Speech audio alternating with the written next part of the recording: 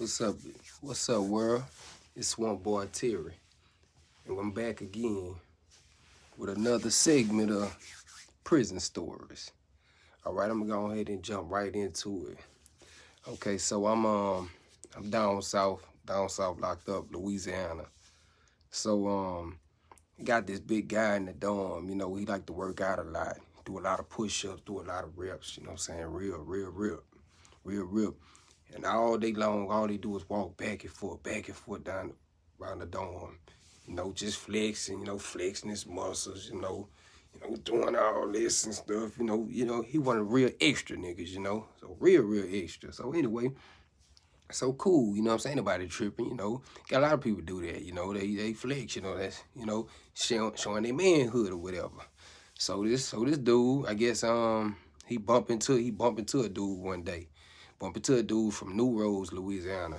So so dude so dude of course ain't ripped like him. So he like, man, I don't give a fuck how big you is. He's like, man, I get with your motherfucking ass. And that's when buddy go off, man. I'm talking about he get loud. Man, I don't give a fuck, man. I knock niggas out by the one, the twos, the threes, however you come. You know what I'm saying? So man, he bark, he do a lot of barking. Like he done got real loud. So he done got so loud, he got everybody attention in there. When you're in prison, when somebody get real loud, we get quiet. You get quiet. And not because, people scared, just because they trying to see, what's going on, see what the play is. Everything, it seems like everything being slow motion. When somebody get loud in that bitch, it seems like everything being paused, moving slow motion. Like, what the fuck going on? So anyway, dude get loud. And so he calling the dude from he was from Shreveport, Louisiana. And he was caught the dude that was working out every day. The one that got into it he got into it with the dude from New Roads, Louisiana. So he called dude from Shreveport, called the dude out from New Roads. And so then out of nowhere, his big partner, jumped in to get his slack. He said, nah, he said, don't fight him, fight me. So it's kind of like another one of them stories like I told before, but a little different. So he like, fight me. So it was a dude we call him Big Texas. He was from Dallas. He had been down for like about almost 4 years. He had a 5-year bid, so he was almost done with his bid. But how he ended up even locked up in Louisiana. He caught a dope case. He crossed the line. He came from Dallas to meet somebody in Shreveport, to drop off a package, and he got busted. And he stayed, and he never bonded out. So he just straight started doing time. So shit, he was in Louisiana system doing time. So, but anyway, back to the story. Dude from Dallas, he had got jammed. He got cool with old boy from New Roads. And so you know what I'm saying, that was his little partner. So, he gonna ride for a little dog. So, he jumped out there like, man, shit, what's up? Shit, nigga, fight me. And he said, shit, he like, man, I don't give a fuck. I fight any motherfucking body. You know what I'm saying? Like I say, I knock them out by the ones, the twos, the threes, however they come, big, tall, or small, they all fall. You know what I'm saying? We all heard that, you know what I'm saying? He was just talking that cash shit. So, man, the whole time he talking shit to Big Texas, he can't even see. Man, old buddy, shit, loading up. Old buddy at the back of the dorm, you peep game. So he done got about 3 socks, and he doubled the socks up. So he done got about 4 or 5 locks, and dropped them motherfuckers, don't. He start dropping them in the socks. So he tied it tight. And see what happened when you tie that sock up, put that knot on the top of the locks, you don't want your locks to move around. You want your locks to stay in one spot, want to stay solid. Man, so he's still like off guard. He ain't not even seeing what's going on or what's about to happen. So he while he arguing with old buddy, shit, man, partner sneaking up. He coming from behind the beds, behind the racks, and he steady sneaking up, getting closer like an old snake. Boy, he steady getting closer. Boy, he finally got to him. When he got to him, he came from behind him, and he swung that motherfucking sock.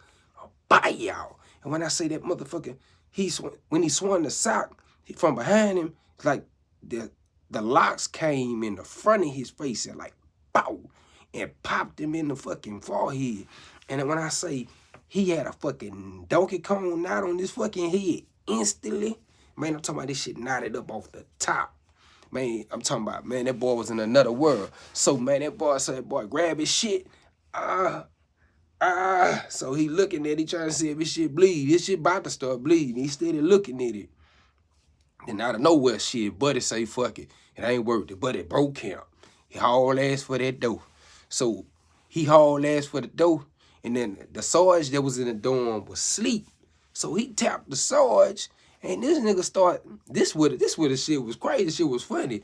The dude started hollering out the code like the COs do, like the guards do. He started hollering 1018, 1018. And 1018 is the code for a situation. So, you know, like so much shit go on. Like you hit a code all the time. So you already know what the code means. The code mean it got a situation in the dorm. I mean, he was hollering out the code and the fucking dorm number. 1018, dorm 6, shit. But it say man down. So he ran up out the dorm. He ran up out the fucking dorm. Few minutes later, he come back, man. He got the cavalry with him. He got the captain's awards or whatever. He got all them with him. And shit, man, he came back in there, shit, pointing them out like old buddy did. Pointing them out. And shit, boom, they start shipping, they start taking them out of there. They end up shipping them dudes somewhere else to another facility. But the thing is, like, even though them dudes was getting shipped, they had took them dudes out the dorm. Oh, Buddy was so terrified, he ain't even want to come back in the motherfucking dorm. I never seen nobody put they self in the hole. This man put his self in lockdown.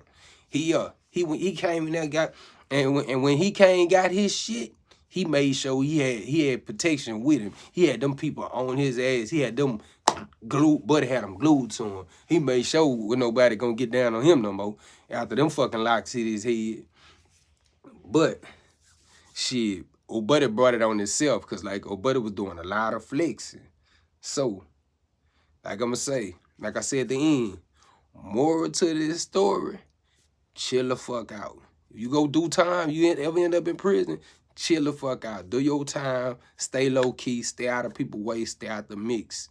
They say it's two things that'll get you fucked up every time in prison. Gambling and fucking with them punks. Hey, now if that's what you like to do, hey, do you. At all costs, do you.